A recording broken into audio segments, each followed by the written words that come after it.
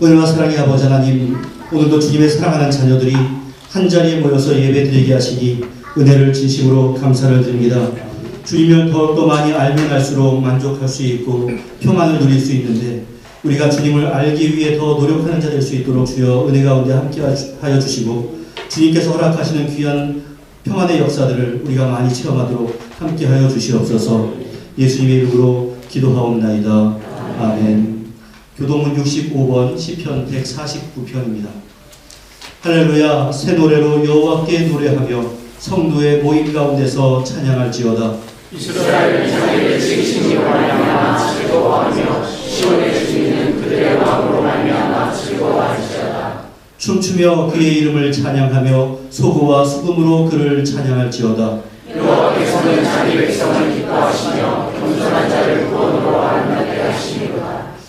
성도들은 영광 중에 즐거워하며 그들의 침상에서 기쁨으로 노래할지어다. 그들의 입에는 하나님에 대한 찬양이 있고 그들의 손에는 두발 가진 칼이 있도다. 이것으로 문나라에 보수하며 민족들을 벌하며 그들의 왕은 사슬로 그들의 위인은 철거왕으로 결박하고 기록한 판결대로 그들에게 시행할지어다. 이런 영광은 그의 모든 성도에게 있도다. 할렐루야. 아멘. 전능하사 천지를 만드신 하나님 아버지를 내가 믿사오며 그 외아들 우리 주 예수 그리스도를 믿사오니, 이는 성령으로 잉태하사 동정녀 마리아에게 나시고 본디오 빌라도에게 고난을 받으사 십자가에 못 박혀 죽으시고 장사한 지 사흘 만에 죽은 자 가운데서 다시 살아나시며 하늘에 오르사 전능하신 하나님 우편에 앉아 계시다가 저로서 산자와 죽은 자를 심판하러 오시리라. 성령을 믿사오며 거룩한 공회와 성도가 서로 교통하는 것과 죄를 사하여 주시는 것과 몸이 다시 사는 것과 영원히 사는 것을 믿사옵나이다. 아멘.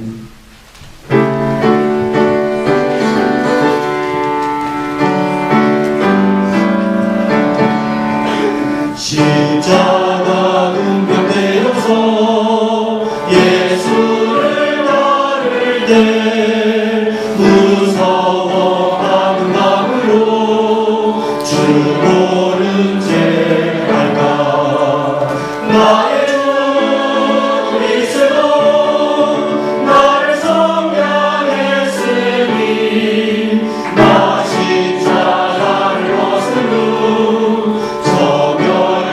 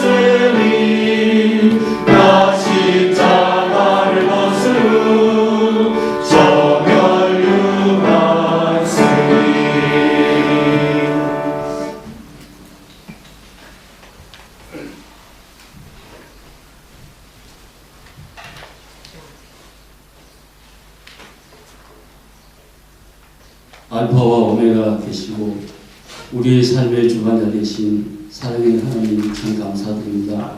지난 한 주간도 저희들 강남 같은 세상에서 지켜주시고 보호하여 주셔서 이렇게 복되고 거룩한 날 예배자로 불러주시 주님 진심으로 감사드립니다. 이 예배 가운데 하나님의 납발 소리가 울려 퍼지고 성령과 말씀을 임재하사 저희들의 예배를 너희 예배로 기뻐받아 주시옵소서. 사랑해 주님, 저희들 지키고 상한 심령들이 이 시간 모습 이대로 주님 앞에 엎드립니다. 남의 눈에 튀는 잘도 보면서 내 눈속 얼굴을 보지 못하고 제 예배에 잘못된 것을 해결하지 못한 죄인입니다. 주님, 세상을 향했던 우리의 모습을 예수의 보혈의 피로 덮어주시옵소서. 은약계를 메고 요단강 한가운데 서있는 제사장처럼 굳건한 믿음을 저희들에게 허락하여 주시옵소서. 이 시간 온 마음과 정성을 다하여 신령한 예배를 드리기를 원하오니 저희들의 예배를 헌장하여 주시고 이 예배 가운데 주님을 만나고 주님의 음성을 들을 수 있는 저희들의 눈과 귀가 열리게 하여 주시옵소서.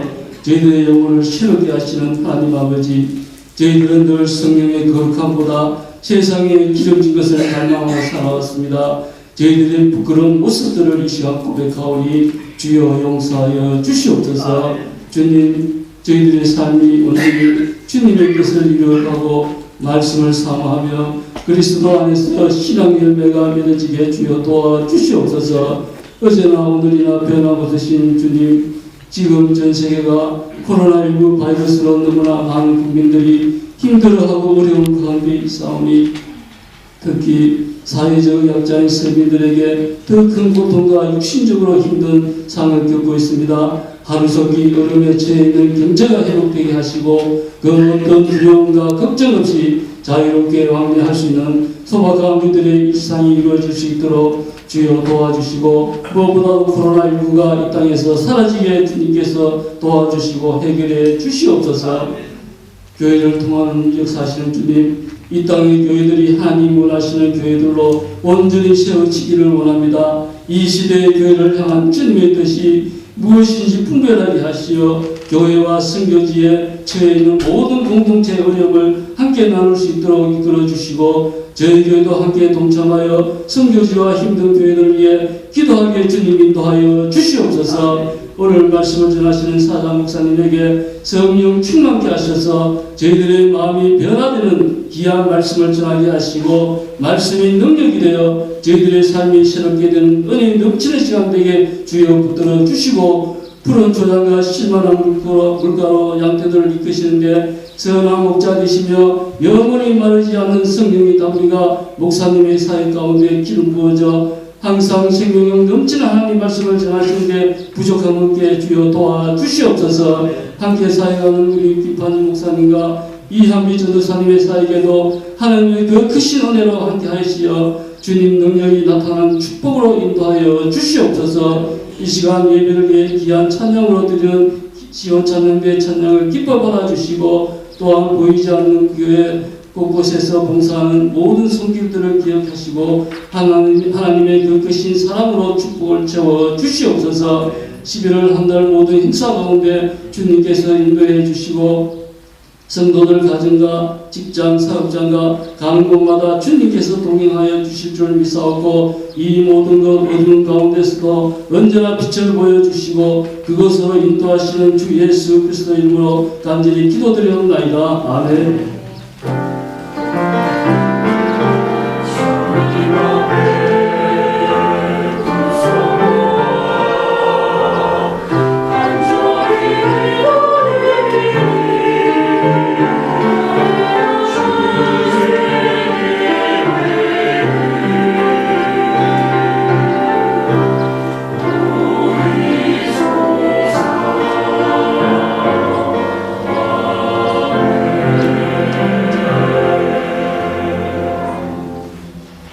오늘 우리에게 허락하신 하나님의 말씀은 구약성경 열왕기상 2장 1절부터 4절까지의 말씀입니다.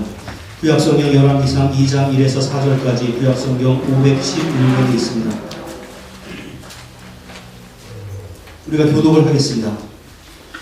다윗이 죽을 날이 임박함에 그의 아들 솔로몬에게 명령하여 이르되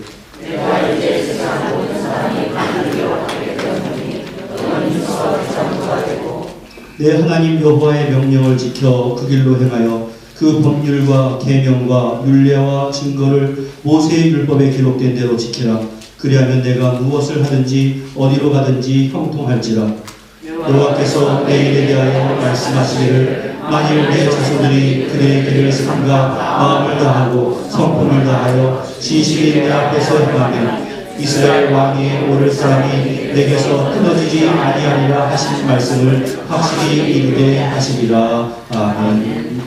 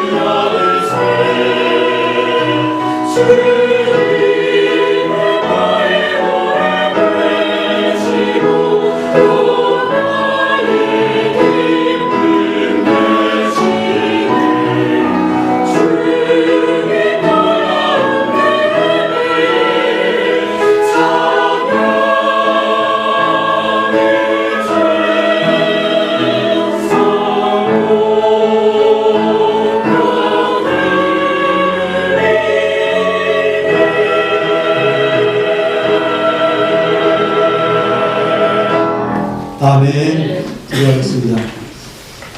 나의 노래가 되시고 또 나의 찬양과 기쁨이 되시는 우리 주님을 우리가 찬양하기를 게을리 하지 않도록 은혜 가운데 함께하여 주시옵소서. 이 시간 우리의 모든 마음을 함께 바쳐드린 귀한 찬양을 기뻐 받아 주시옵소서. 오늘도 주께서 허락하신 귀한 말씀을 우리가 마음판에 잘 새길 수 있도록 도와주시고 삶의 교훈이 되게 하시고 삶의 변화를 이끌 수 있도록 역사하여 주옵소서. 예수님의 이름으로 기도하옵나이다. 아멘. 코로나19라고 하는 것은 우리 삶의 여러 가지 모양과 패턴들을 많이 바꿔 놓았습니다. 사실 제가 올해 연초에 열왕기상을 여러분들과 함께 나누면서 공부를 할 계획을 가지고 있었는데 그 코로나로 말미암아서 쭉 이어지는 그런 강의 설교가 불가능했기 때문에 계속해서 제목과 주제 설교를 하다가 이제는 또 어떤 상황이 있다 할지라도 좀 원래대로 돌려놔야겠다 그러한 생각이 들어서 이제 오늘부터는 열왕기상 설교를 좀 여러분께 전하려고 합니다. 그 열왕기상 앞에 있는 성경을 한번 여러분들 잘 기억해 보십시오.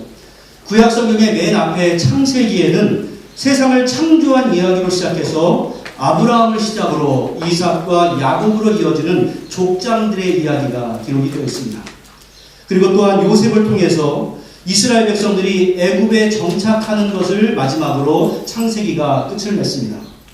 그리고 창세기에 이어지는 출애굽기, 그리고 이어지는 레위기, 민수기, 신명기는 이스라엘 백성들이 출애굽을 하여서 가나안 땅까지의 여정을 다루고 있고 가나안 땅 앞까지의 여정을 다루고 있고 또 이어지는 여호수아서에서는 이스라엘 백성들이 가나안을 정복하는 스토리가 있습니다.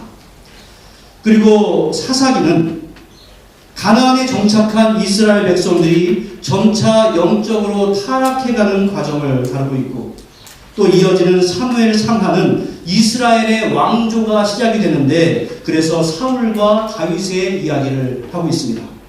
이제 바로 거기에 이어지는 것이 열왕기 상하입니다. 그래서 지금까지 제가 쭉 말씀드린 그것이 성경의 역사의 진행입니다. 이제 열왕기 상하는 다윗의 노년기를 시작으로 해서 솔로몬의 이야기 그리고 그 왕국이 분열되는 역사와 결국에는 바벨론에 의해서 이스라엘이 어떻게 멸망이 되는가 여기까지의 이야기를 다루고 있습니다. 사실 우리가 역사에 대해서 공부를 할 때는 이렇게 점으로 순간순간을 공부하는 것도 필요할 때가 있지만 선으로 쭉 이어서 공부를 해야 하는데 제가 이 열왕기서를 공부할 때는 다른 성경을 강의할 때와 같이 자세하게 구절구절을 설교하기는 좀 힘들 것 같습니다.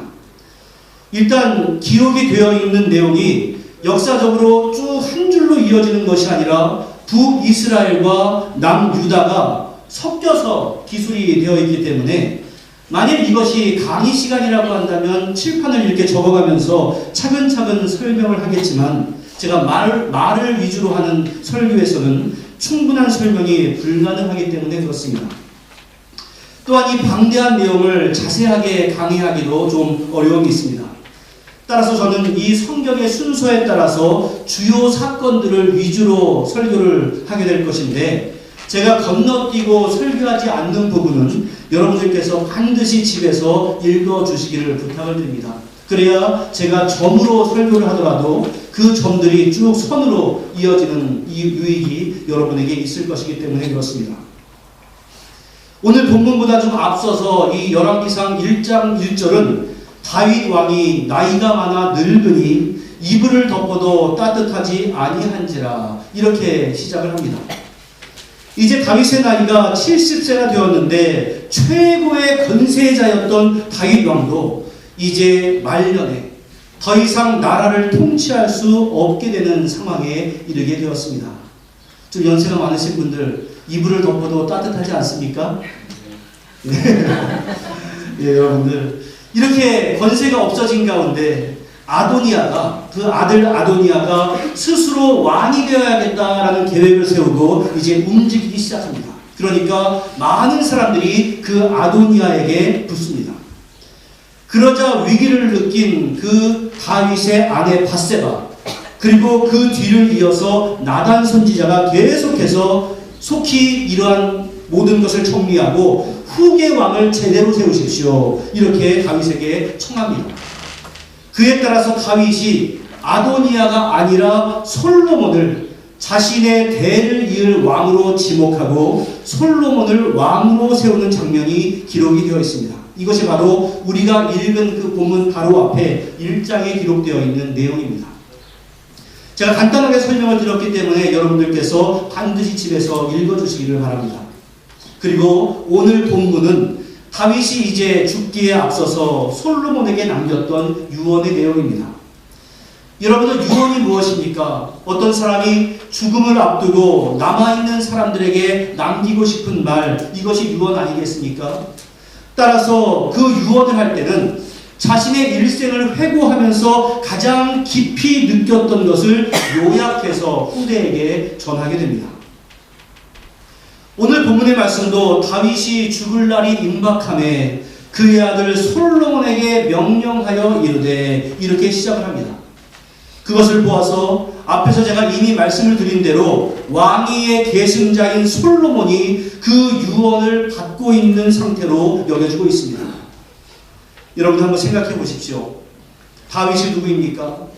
그는 이스라엘 역사상 가장 위대한 왕이었고, 우리 하나님의 기준으로 볼 때도 후대 왕이 선한 왕인가 악한 왕인가를 평가할 때 이 다윗을 기준으로 해서 평가할 정도로 가장 선한 왕이었습니다.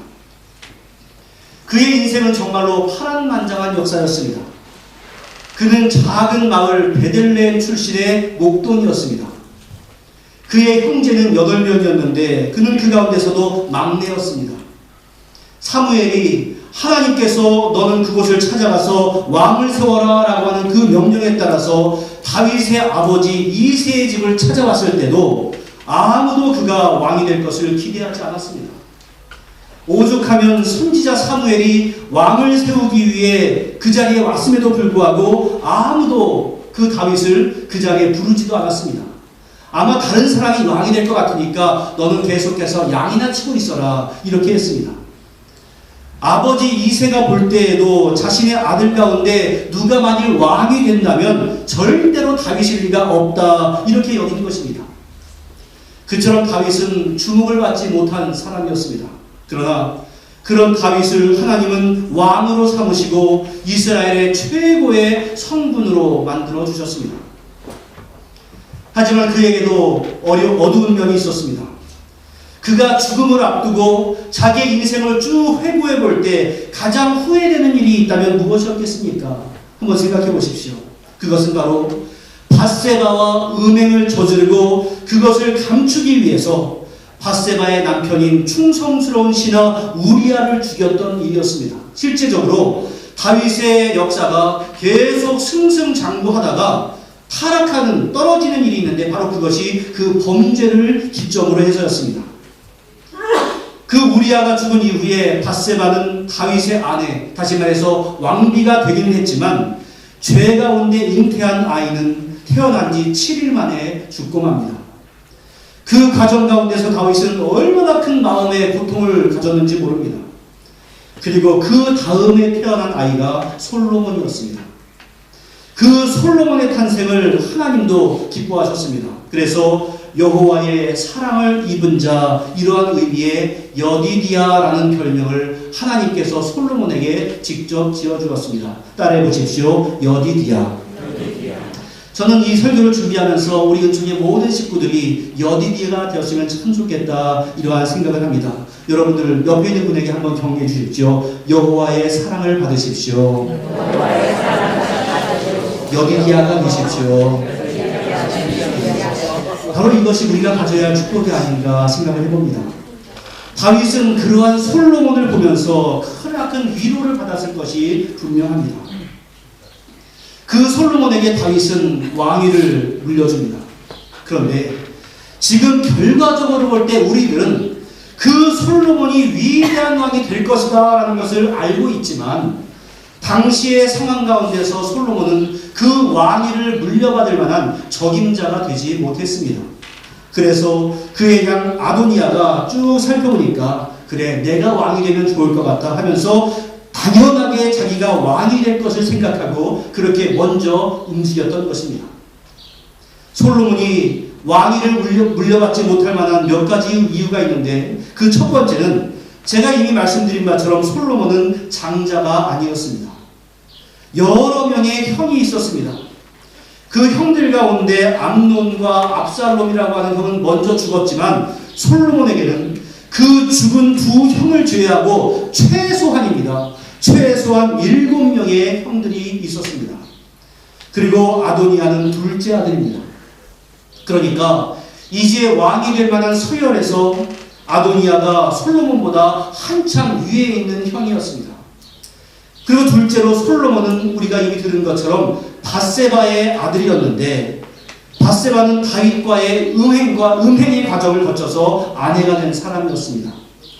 따라서 밧세바는 다른 왕비에 비해서 늦게 왕비가 되었을 뿐만이 아니라 그 왕비가 된 과정에 아주 큰 약점이 있는 사람이었습니다. 그래서 솔로몬이 왕의 권세를 물려받기에 쉽지가 않았습니다. 게다가 그 솔로몬은 아직은 나이가 어렸을 것으로 추정이 됩니다. 이미 장성한 형들이 있는데 나이가 어린 솔로몬이 왕이 된다라고 하는 것은 쉬운 일이 아니었습니다. 그뿐만이 아닙니다. 아도니아가 평소에 성품이 나쁘거나 다윗에게 밉보인 것도 아니었습니다. 열왕기상 1장 6절에서 그 아도니아에 대해서 뭐라고 설명을 하고 있냐면, 그는 압살롬 다음에 태어난 자요 용모가 심히 준수한 자라. 그의 아버지가 네가 어찌하여 그리하였느냐 하는 말로 한 번도 그를 섭섭하게 한 일이 없었더라. 다시 말해서 한 번도 너 왜 그렇게 하니? 이러한 꾸중을 들은 일이 없을 정도로 아주 착하게 살았던 그러한 왕이었습니다. 그러한 왕자였습니다. 그래서 아도니아가 스스로 왕이 된다고 할 때 다윗의 여러 신하들은 당연하게 저 사람이 왕이 되어야지라고 그것을 받아들였던 것입니다. 그런데도 다윗은 아도니아가 아닌 솔로몬을 다음 왕으로 선택해서 자신의 왕위를 물려줍니다. 왜냐하면 그것은 하나님께서 그에게 주셨던 약속이었기 때문에 그렇습니다. 그리고 이제 솔로몬에게 유언을 합니다. 나라의 모든 분위기가 이 솔로몬보다는 아도니아에게로 쏠려 있었던 바로 그때 나이 어린 솔로몬을 왕으로 세웠으니 다윗이나 이 솔로몬이나 정치적인 큰 압박이 있었을 것이 분명합니다. 그래서 지금 솔로몬에게 해주고 있는 이 유언은 굉장히 중요합니다. 왜냐하면 다윗이 솔로몬에게 줄 수 있는 마지막의 것이었기 때문에 그렇습니다. 그 유언의 내용이 무엇이었는가? 우리 2절의 말씀을 같이 한번 크게 읽어보겠습니다. 시작. 내가 이제 세상 모든 사람이 가는 길로 가게 되었더니 너는 힘써 대장부가 되고, 이렇게 시작합니다. 이제 다윗은 자기의 기력이 다 쇠해서 죽음을 맞이할 것을 직감하고 있었습니다. 저 시골의 작은 목동으로부터 시작해서 한나라의 왕이 되었을 뿐만이 아니라 그 나라의 영웅으로 성장한 위대한 삶을 살았지만 모든 사람에게는 다 끝이 있다라고 하는 것을 인정할 수 있는 그러한 상황입니다. 여러분들, 역대 이스라엘 왕들을 다 기록하고 있는 이 열왕기서의 가장 시작을 위대한 왕의 죽음으로 시작하고 있다. 이것이 참으로 의미심장합니다. 사랑하는 성도 여러분, 우리도 신앙생활할 뿐만이 아니라 우리가 인생을 살아갈 때 우리의 인생도 분명히 마지막이 있다라고 하는 것을 날마다 인식하면서 살아가야 합니다. 만일 내가 지금 나의 유언을 쓴다면 어떤 말을 쓸까? 이것을 날마다 고민하면서 살아가야 합니다. 그래야 우리가 내세를 준비하는 인생을 살아갈 수 있습니다. 만일 우리가 내세를 준비하지 않으면 우리가 세상에 많은 것을 이루어놨다 할지라도 마지막 때에 자신의 인생을 회고하면서 헛되고 헛되니 모든 것이 헛되다라고 자신의 인생을 결론내야 할 수밖에 없습니다. 지난 한 주간 동안에 삼성그룹의 회장이었던 이건희 씨가 세상을 떠났습니다. 여러분들, 그가 이루어놓은 것이 얼마나 많은 업적이 있겠습니까? 그의 인생 가운데 밝은 면과 어두운 면이 있겠지만 마지막에 인생의 6년을 아무런 의식이 없는 상황 가운데서 기계에 의존하면서 살아갈 수밖에 없었던 그 사람이라면 여러분들, 그러한 부자도 그러할진데 또 세상의 위대한 영웅들도 그러할진데 우리가 만일 지금 이 순간에 세상을 떠난다면 어떻게 주님을 만나야 할 것인가? 이것을 준비하면서 살아가는 것이 정말로 중요하지 않겠습니까? 그렇기 때문에 인생은 헛되다가 아니라, 그래, 내가 주님 안에서 정말로 은총을 드리면서 살았다, 이러한 고백을 하면서 마무리할 수 있다면 정말로 그 사람이 복된 인생 아니겠습니까? 이처럼 자신의 죽음을 언급하고 다윗에게 이어서 한 말이 무엇인가 보십시오. 너는 힘써 대장부가 되어라, 이 말이었습니다. 이게 무슨 말씀입니까? 이 말을 직역을 해보자면 너는 강해져라, 남자다움을 보여라, 이러한 말입니다. 당시의 시대 상황은 왕은 계속해서 전쟁을 치러야 하는 그러한 직책을 가지고 있었습니다. 따라서 강한 면모를 보이는 것, 이것은 필수적인 요소였습니다. 게다가 지금 솔로몬은 기반도 약하고 나이도 어립니다. 그러한 솔로몬에게 세상을 떠나는 왕이 너는 남자다워져라, 이러한 말을 하는 것은 이해를 할 수가 있습니다. 우리가 어렸을 때 남자아이가 조그만 일로 울거나 그러면 어른들이 에이구 사내리 장부가 왜 그렇게 울어, 이러한 핀잔을 좀 주곤 하지 않았겠습니까? 따라서 지금 막 왕이 된 그 솔로몬에게 대장부가 되어라, 이러한 말은 필요 적절한 말처럼 보입니다. 그런데 그 말에는 우리가 세상적으로 생각할 만한 너는 강해져야 한다, 남자다워야 한다, 이러한 말을 넘어서는 의미가 있습니다. 다윗이 가지고 있었던 신앙인으로서의 대장부는 그것을 넘어서는 의미가 있는데, 바로 이어서 나오는 말씀, 너는 대장부가 되어야 한다, 이것에 이어지는 말씀이 무엇인가? 3절의 말씀을 우리가 같이 한번 읽어보겠습니다. 시작. 내 하나님 여호와의 명령을 지켜 그 길로 행하여 법률과 계명과 율례와 증거를 모세의 율법에 기록된 대로 지키라. 그리하면 네가 무엇을 하든지 어디로 가든지 형통할지라. 다윗에게 있어서 참된 대장부가 되는 비결은 여호와의 말씀, 여호와의 명령을 지켜서 행하는 것이었습니다. 그런데 이러한 당부는 단지 다윗만 솔로몬에게 하는 것이 아니었습니다. 아직 이스라엘 역사 가운데 왕이 있기도 전에 신명기 17장에서 하나님께서는 모세에게 말을 합니다. 앞으로 이 나라에 왕이 세워지게 되거든 그 왕들이 어떠한 마음가짐을 가져야 할지를 너는 잘 전해주어라, 이렇게 말하고 있는데 그 내용의 일부가 이렇습니다. 그가 왕위에 오르거든 이 율법서의 등사본 카피본을 레위 사람 제사장 앞에서 책에 기록하여 평생의 자기 왕의 옆에 두고 읽어 그의 하나님 여호와 경외하기를 배우며 이 율법의 모든 말과 이 규례를 지켜 행할 것이니라. 다시 말해서 아직은 왕이 없지만 앞으로 이 나라에 왕이 세워지거든 평생 그 왕은 이 율법을 옆에 두고 하나님 경외하기를 배우고 율법을 지켜 행해야 한다, 이것을 말씀해 주신 바가 있습니다. 그리고 그 율법의 모든 말과 규례를 지켜서 행하는 왕이 얻을 축복이 무엇인가, 이것을 말씀했는데 그것이 바로 이어지는 20절이었습니다. 우리 같이 한번 읽어보겠습니다. 시작. 그리하면 그의 마음이 그의 형제에게 교만하지 아니하고 이 명령에서 떠나 좌우나 우로나 치우치지 아니하리니 이스라엘 중에서 그와 그의 자손이 왕위에 있는 날이 장구하리라, 이 말이었습니다. 이처럼 왕이 가져야 할 자세는 이스라엘 민족에게 계속해서 전수가 되어 왔던 내용이었습니다. 다윗은 조상 때부터 이어져 왔던 그 왕이 가져야 할 마음 자세를 다시금 솔로몬에게 전한 것이었습니다. 자기가 생각해낸 것이 아니었다, 이런 말씀입니다. 하지만 여러분들, 현실적으로 왕의 자리에서 하나님의 뜻을 따라 살아가는 것이 쉬운 일은 아니었습니다. 왜냐하면 왕이 가지고 있는 전 세계를 호령하는 그 권력이 그를 교만하게 만듭니다. 그리고 그는 날마다 영토 확장과 재물의 유혹을 받습니다.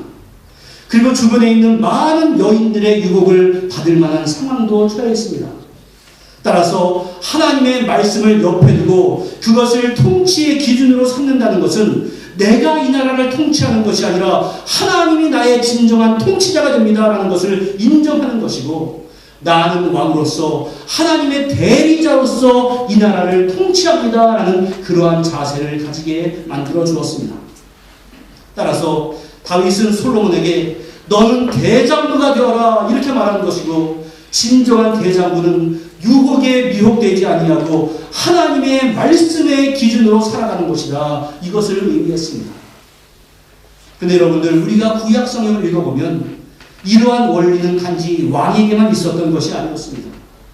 모세가 죽고 나서 하나님께서는 여호수아에게도 동일한 원리를 말씀해 주셨는데 그 내용이 오직 강하고 극히 담대하여 나의 종 모세가 너에게 명령한 그 율법을 다 지켜 행하고 우로나 좌로나 치우치지 말아라. 그리하면 어디로 가든지 형통하리니 이 율법책을 내 입에서 떠나지 말게 하며 밤낮으로 그것을 묵상하여 그 안에 기록된 대로 다 지켜 행하라. 그리하면 내 길이 평탄하게 될 것이고 네가 형통할 것이다 라고 말씀을 해주신 바가 있습니다. 여러분들, 다시 말해서 이 말씀 가운데 살아가는 것은 모든 리더들이 가져야 될 덕목일 뿐만이 아니라 하나님의 백성들이 가져야 하는 기본적인 덕목이었습니다. 다윗은 이처럼 말씀에 순종하는 자가 누리는 형통을 너무나 잘 알고 있었습니다. 결코 왕이 될 만한 자격이 없는 자신이 왕이 될 수 있었던 것도, 부족한 것이 너무나 많았던 자신이 하나님의 크신 사랑을 받아서 40년 동안 평탄하게 왕의 자리를 지킬 수 있었던 것도 모두가 다 하나님을 두려워하며 하나님의 말씀 가운데 살았기 때문이었습니다. 그리고 이러한 율법을 떠날 때 어떠한 징계가 있었는지 밧세바와의 간음 사건을 통해서 그는 너무나 잘 알고 있었습니다. 그러한 모든 것을 뼈저리게 경험했기 때문에 다윗은 여러 가지 다른 유언을 하면서 가장 먼저 솔로몬에게 너는 꼭 하나님의 말씀인 율법을 따라 살아야 한다고 솔로몬에게 말씀을 한 것입니다. 사랑하는 성도 여러분, 하나님의 말씀에 순종하며 하나님을 경외하며 살아야 한다는 것은 단지 왕이나 지도자만 가져야 할 덕목이 아닙니다. 성경은 우리 신자들은 모두가 다 왕같은 제사장이다, 로얄 프리스트라고 말씀함으로써 우리들에게 동일한 권세를 허락해 주셨습니다. 그리고 왕같은 제사장들이 가져야 할 기본적인 덕목은 말씀을 기초로 하는 대장으로서의 삶을 우리가 살아가는 겁니다. 하나님께서 우리 모두에게 왕의 덕목으로 주시고 모세와 영적인 지도자들에게 당부하셨던 그 말씀 중심의 자세를 우리 모두가 다 지키면서 살아가야 하는 동일한 원리입니다. 하나님의 말씀이 우리 모든 성도들의 마음판에 새겨져서 여러분들 그 말씀의 지배를 받을 수 있기를 주님의 이름으로 간절히 축원합니다. 그 말씀의 지배를 받고 그 말씀에 순종하는 자들이 하나님의 은총 가운데 형통한 삶을 누릴 수 있을 줄로 믿습니다. 자, 이처럼 말씀에 순종해라 라고 한 다음에 다윗은 한 가지의 당부를 더하고 있는데 그것이 4절의 말씀입니다. 우리 같이 한번 읽어보겠습니다. 여호와께서 내 일에 대하여 말씀하시기를 만일 내 자손들이 그들의 길을 삼가 마음을 다하고 성품을 다하여 진실이 내 앞에서 행하면 이스라엘 왕위에 오를 사람이 내게서 끊어지지 아니하리라 하신 말씀을 확실히 이루게 하시리라. 지금 이 말씀은 다시 말씀드려서 갑자기 생각나서 하는 말이 아닙니다. 사무엘하 7장의 말씀을 보면 다윗이 자기는 백향목으로 지어진 아름다운 궁궐에 살고 있는데 하나님의 법궤는 아직도 텐트에 있는 것이 마음이 아팠습니다. 그래서 성전을 건축하기로 마음에 작정하고 있는 내용이 나옵니다. 그때 하나님께서는 다윗의 마음을 기뻐하시고 나단 선지자를 통해서 주신 축복의 내용이 나오는데 바로 이 내용이었습니다. 이 내용을 그대로 인용을 해서 솔로몬에게 유언으로 사용을 한 것입니다. 그 내용은 다윗의 자손들이 마음과 성품을 다하여서 진실하게 하나님 앞에서 행하면 왕족, 다이너스티가 끊어지지 않을 것이다 라고 하는 약속이었습니다. 여러분들, 왕조의 가장 큰 축복은 그 왕조가 끊어지지 않는 것입니다.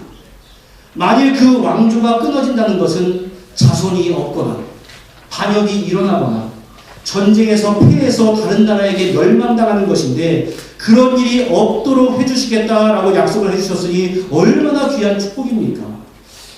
하지만 이러한 약속을 주셨음에도 불구하고 이스라엘의 역사는 실패의 역사였습니다. 이제 얼마 지나지 않아서 솔로몬은 하나님의 뜻대로 살지 않다가 솔로몬 다음 세대의 이스라엘 그 한 나라는 북이스라엘과 남유다로 나뉘게 됩니다. 그리고 결국 북이스라엘은 아수르에게 멸망당하고 남유다는 바벨론에게 멸망을 당하게 됩니다. 그 과정에서 수많은 선지자들이 하나님께로 돌아와야 우리가 살 수 있다라고 호소하고 하나님만을 진실하게 섬겨야 한다고 외쳤지만 왕을 비롯한 이스라엘 백성들은 그 외침을 외면했습니다. 그러다가 결국 하나님의 축복의 왕조 이스라엘 왕조는 멸망하고 말았습니다. 그 왕조가 멸망하는 마지막 때에 얼마나 그 비참했는지 한번 보십시오.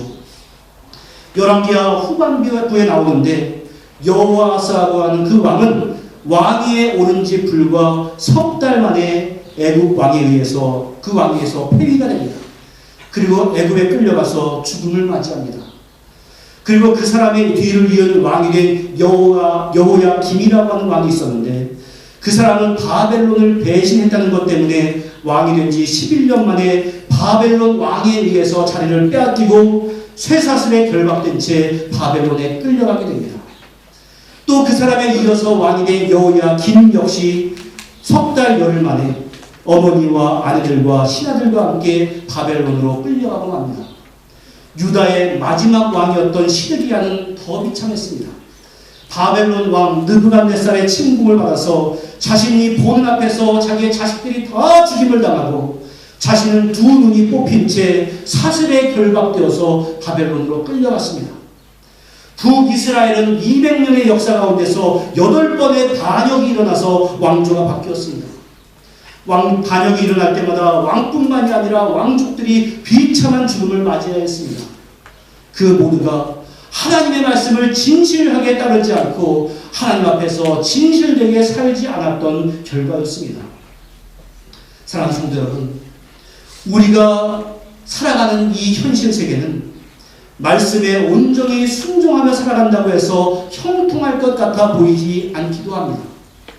오히려 말씀대로 살아가는 것이 손해가 될 것 같은 상황들도 많이 있습니다. 그러나 다윗의 유언을 그저 솔로몬에게 하는 유언이 아니라 지금 나에게 해주고 있는 유언이라고 생각하고 받아보십시오.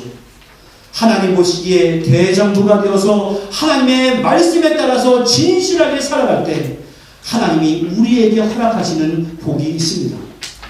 때로는 물질적으로 손해를 본다 할지라도 하나님께서 그의 영혼과 마음을 지켜주십니다. 때로는 건강이 약해진다 할지라도 그 과정을 통해서 하나님과의 관계를 더욱더 깊게 만들어주십니다.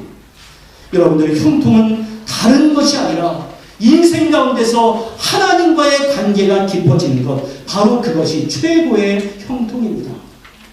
우리 중에 모든 성도들이 다 대장부가 될 수 있기를 바랍니다. 신앙적으로 be strong, 여러분들 강해지십시오. 말씀 중심으로 살고 하나님 앞에서 진실하게 살기로 날마다 다짐해 보십시오. 거짓을 계속해서 부추기는 이 세상 가운데서 거짓을 따르지 않고 말씀 중심으로 대장부의 삶을 살아갈 수 있을 때 다윗을 세우셨던 그 하나님은 나와 우리 가정도 굳건하게 세워주실 줄로 믿습니다. 오늘 여러분들 이 말씀을 듣고 새로운 결심을 하는 가운데 그러한 하나님의 세심한 은총을 누리는 우리 모두가 될 수 있기를 주님의 이름으로 간절히 축원합니다. 기도하겠습니다. 은혜와 사랑의 아버지 하나님, 우리가 신앙생활을 하면서 우리 모두가 세상 사람들의 기준으로 보는 강한 자가 되지 않도록 역사하여 주시옵소서. 하나님 보시기에 강한 자, 하나님 보시기에 대장부가 될 수 있도록 은혜 가운데 역사하여 주시옵소서. 우리를 진실한 대장부로 만들기 위해서 이 성경 말씀을 허락하시고 이것을 통해서 계속해서 우리에게 교훈을 주시는데 내 마음 가운데 있는 교만한 육신의 정욕이 하나님의 말씀을 따르기보다는 세상의 기준을 따라서 살 때가 많이 있습니다. 세상의 기준을 따라가다가 그 이스라엘 왕조가 멸망한 것을 우리가 보면서도 나도 그러한 기준을 따라서 살고 있는 그러한 영적인 타락을 보이면서 살아갑니다. 주여, 우리가 회복될 것을 회복하게 하시고 오직 하나님만을 바라보며 살아가는 영적인 대장부가 될 수 있도록 주여 함께하여 주시옵소서. 예수님의 이름으로 기도하옵나이다. 아멘.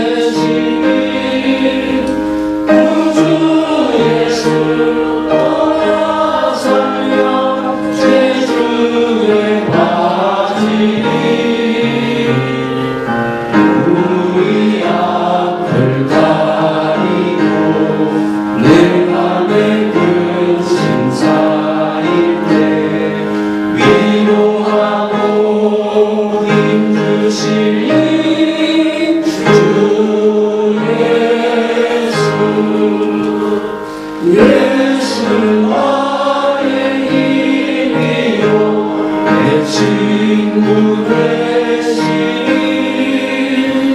은혜를 완구하며 음성이 다르니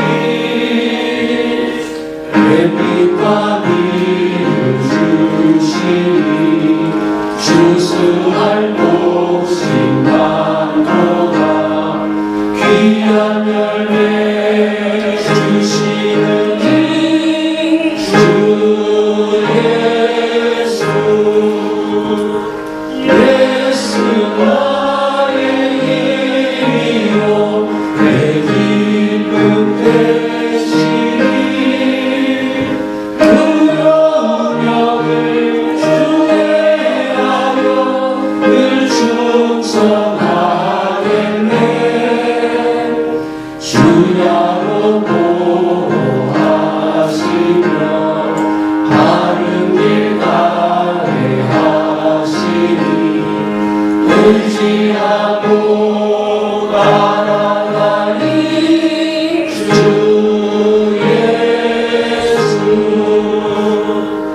예수 나의 힘이요 내 소망 되시니 이 세상을 떠나갈 때 곧 영생 얻으니 한없는 복을 주시고 영원한 기쁨 주시니 나의 생명 나의 기쁨 주 예수. 아멘. 네, 간구 말씀드리겠습니다. 주보로 청지하시기 바랍니다. 오늘 처음 오신 분이나 의정에 방문하신 모든 분께 주님의 이름으로 환영합니다. 또한 마음을 정하시는 대로 등록해 주시기 감사하겠습니다. 또 다음 주일에는 입교식이 있습니다. 문답은 11월 4일 수요 예배 후에 문답이 있겠습니다. 또 코로나 고통받는 빈곤 지역을 위한 특별 행동은 전체 1,820불을 변동되었습니다. 나머지 또한 월드비전의 친구가 아프리카에 있는 모로코에 있는 사역하시는 박승교사님 첨부해서 2,000불을 후원하기로 했습니다. 또한 모지란 분은 구제비에서 180불을 플러스해서 보내드리도록 하겠습니다. 또한 11월 한 달 동안 봉사하신 위원 안에 왔습니다. 현금위원은 이영상, 허근옥, 박승훈 집사님이고 안내는 박순옥 지연자 부장님입니다. 충성으로 봉사하시기 바랍니다. 또 11월 행사 안내를 보시면 11월 15일 주일은 추수감사주의로 지킵니다. 또한 11월 22일 주일은 성찬식과 2021년 예산 편성회의가 당회의원과 재정부가 모이겠습니다. 11월 행사 안내를 보시고 기대해 주시기 바랍니다.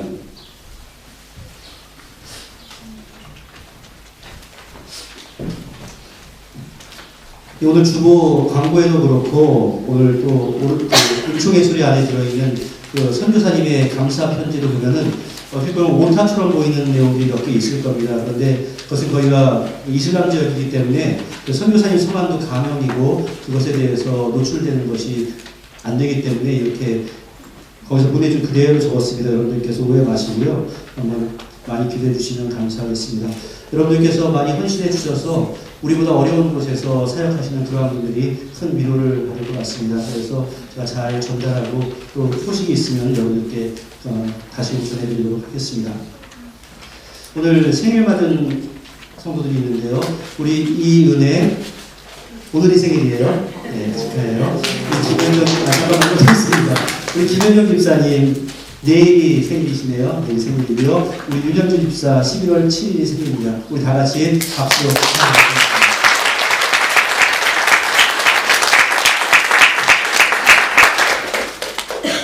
네, 감사의 제목을 함께 나누겠습니다.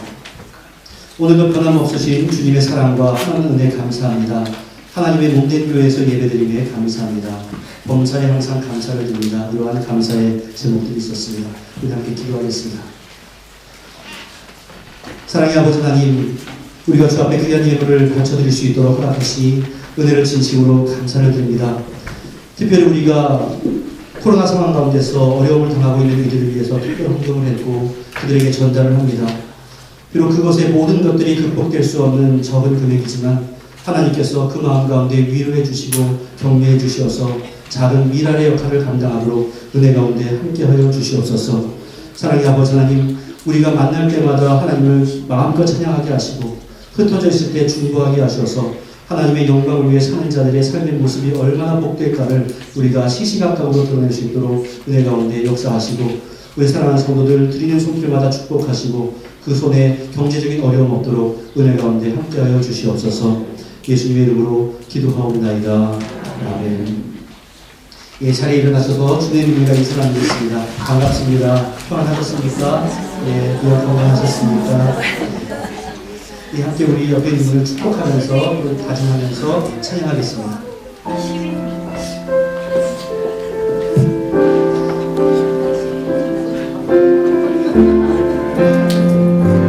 주님 나를 부르시니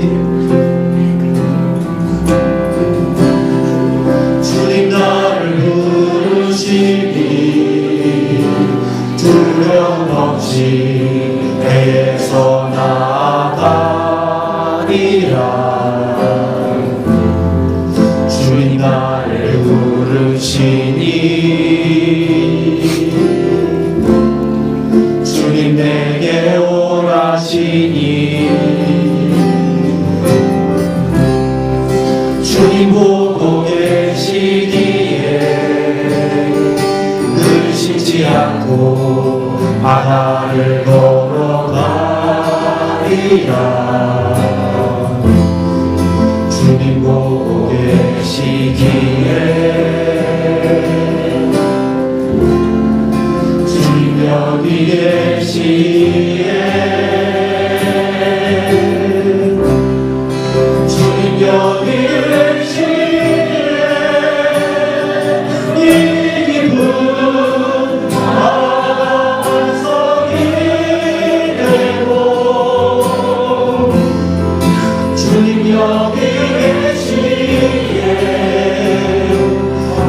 소리를 내가 걸어가리라. 주님 여기 계시기에 저진 나무가 반석이 되고 주님 여기 계시기에 반석이를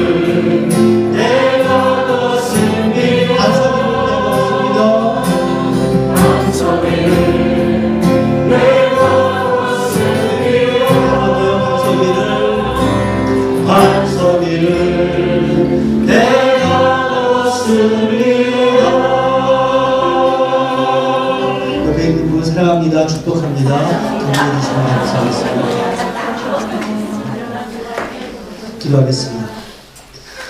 사랑의 아버지 하나님, 우리가 또 세상으로 한 주간 동안 보냄을 받습니다.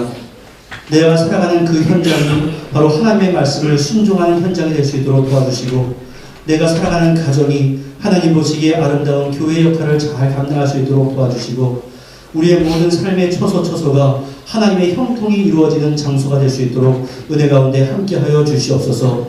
말씀에 순종하며 살아가는 자들의 복이 얼마나 귀하고 놀라운 것인가를 살아 증거하는 그 증인의 역할을 우리 모두가 다 감당해 나갈 수 있도록 도와주시고 주님의 부르심에 순종하며 나아갈 때 얼마나 나의 삶의 반석이 이루어지는가를 깊이 체험할 수 있도록 은혜 가운데 함께하여 주시옵소서. 주 앞에 간절하게 사모하는 그 기도의 제목 주께서 아실 줄 물사오니 가장 좋은 방법대로 가장 좋을 때에 가장 좋은 사람을 붙여주시고 가장 좋은 것으로 주시어서 하나님 때문에 기쁨과 감격을 얻으며 살아가는 우리의 삶이 될 수 있도록 도와주시고 사는 것이 황홀하다고 하는 고백이 우리의 삶과 입술을 통해서 날마다 증거될 수 있도록 은혜 가운데 함께하여 주시옵소서. 질병으로 고통당하고 있는 성도 위로하시고 평안 가운데 함께하셔서 그것 때문에 주님과의 교제가 더욱더 깊어질 수 있도록 도와주시고 우리가 제한되어 있는 이 상황 가운데 우리 한국에 있는 가족들과 급한 소식 없도록 주여 인도하여 주시고 하나님의 영광에 동참하는 것이 얼마나 복되고 아름다운 것인가를 우리가 깊이 새기며 나갈 수 있도록 은혜 가운데 함께하여 주시옵소서. 뉴질랜드에 도착하여서 지금 격리되어 있는 우리 박시재 집사님 너무나 외롭지 않도록 도와주시고 그 가운데서도 하나님과의 영적인 깊은 교제가 이루어질 수 있도록 은혜 가운데 함께하여 주시옵소서. 예수님 이름으로 기도하옵나이다. 아멘. 이제는 우리 주 예수 그리스도의 무한하신 은혜와 성부 하나님의 극진하신 사랑하심과 성령님의 교통하심이 하나님이 주신 그 말씀에 순종함으로 말미암아 영적인 대장부가 되기로 다짐하는 주님의 귀한 백성들 위해 가족과 권속들을 위해 사랑하는 조국 대한민국과 이 땅 이제로부터 영원토록 함께 있을지어다. 아멘.